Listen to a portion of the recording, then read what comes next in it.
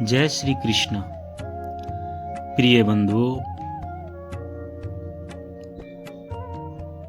जय श्री कृष्ण। माघ मास 5वां अध्याय आज हम श्रवण करेंगे। श्री दत्तात्रेय जी कहते हैं कि हे राजन, एक प्राचीन वृतांत सुनाता हूँ। भृगु वंश में ऋषिका नाम की एक विधवा ब्राह्मणी थी, जो बाल्यकाल में ही विधवा हो गई थी। वह रेवा नदी के किनारे विंध्य पर्वत के नीचे तपस्या करने लगी।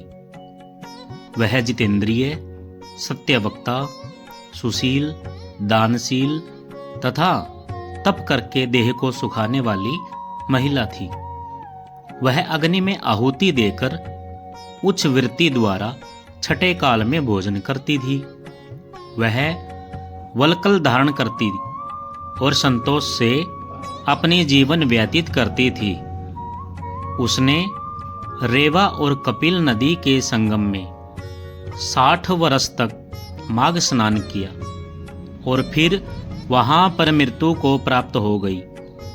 माघ स्नान के फल से वह दिव्य 4000 वर्ष तक विष्णु लोक में वास करके सुंदर और उपसुंदर दैत्यों का नाश करने के लिए ब्रह्मा द्वारा तिलोत्तमा नाम की अप्सरा ब्रह्मलोक में बन गई। वह अत्यंत रूपवती, ज्ञान विद्या में अति प्रवीण और मुकुट कुंडल से शोभायमान थी। उसका रूप, यौवन और सौंदर्य देख करके ब्रह्मा जी भी चकित हो गए। वह कुमारी तिलोत्तमा रेवा नदी के पवित्र जल में स्नान करके वन में बैठी थी। तब सुंद और उपसुंद के सैनिकों ने चंद्रमा के समान रूपवती को देखकर अपने राजा सुंद और उपसुंद से उसके रूप की शोभा का वर्णन किया और कहने लगे, कामदेव को लज्जित करने वाली ऐसी परम सुंदरी स्त्री को हमने कभी नहीं देखा। आप भी एक बार चलकर देखिए। तब वे दोनों मदिरा के पात्र रखकर वहां पर आ गए जहां पर वह सुंदरी बैठी हुई थी, और मदिरा के पाने से विवहल होकर काम पीड़ा से पीड़ित हो गए। दोनों ही आपस में उस स्त्री रत्न को प्राप्त करने के लिए विवादग्रस्त हो गए। पीर आपस में युद्ध करते हुए वहीं समाप्त हो गए।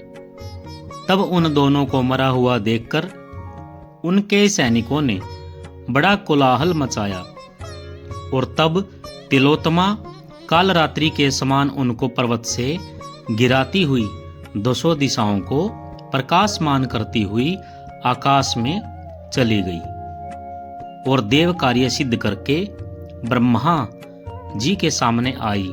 तो ब्रह्मा जी ने प्रसन्नता से कहा कि हे चंद्रवदनी, मैंने तुमको सूर्य के रथ पर स्थान दिया। जब तक आकाश में सूर्य स्थित है, नाना प्रकार के सुखों को आप भोगो। हे राजनु, वह ब्रह्माणी अब भी सूर्य के रथ पर माघ मास स्नान के उत्तम भोगों को भोग रही है। इसलिए श्रद्धावान पुरुषों को उत्तम गति पाने के लिए यत्न के साथ माघ मास में विधि पूर्वक स्नान करना चाहिए। श्रीमन्नारायण भगवान की जय।